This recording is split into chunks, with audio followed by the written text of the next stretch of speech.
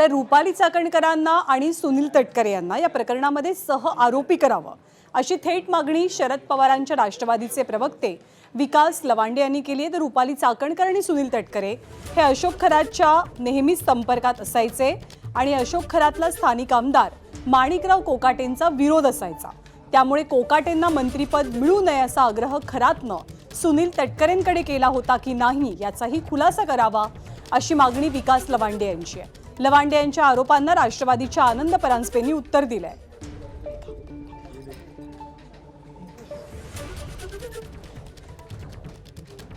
रुपाली चाकणकर जणू काय त्यांनी उपकार केल्यासारखे राजीनामे दिले, त्याच्यामध्ये खरोखर आरोपी आहेत। सुनील तटकरे आरोपी आहेत। हे दोघ जण वारंवार नाशिकच्या विमानतळावर उतरून तिथून गाडीने त्या ठिकाणी अनेक वेळा गेलेले आहेत। याच अशोक खरातने सुनील तटकरेंना जेव्हा सरकार स्थापन होत होतं त्यावेळेस माणिकराव कोकाटेंना मंत्री करू नये अशा पद्धतीचे फोन केलेले आहेत। या सगळ्या प्रकरणामध्ये जोपर्यंत सुनील तटकरे आणि रुपाली चाकणकर यांच्यावर सहआरोपी करून यांच्यावर गुन्हे दाखल होत नाहीत तोपर्यंत नवनवीन प्रकरणं आणखी जी काय आहेत ती पुढे येणार नाहीत। विकास लवांडे, गांडुळासारखी आपली वळवळ बंद करा।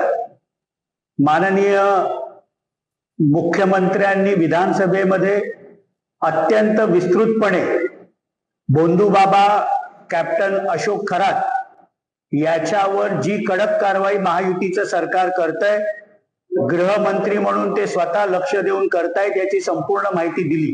रुपाली चाकणकर यांनी राष्ट्रवादी काँग्रेस महिला प्रदेश अध्यक्ष पदाचा देखील राजीनामा काल दिलेला आहे।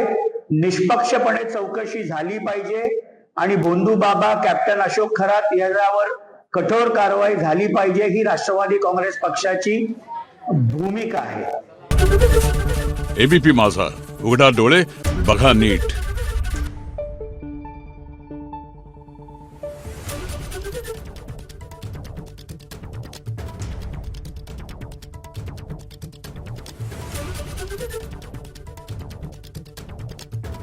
Thank you.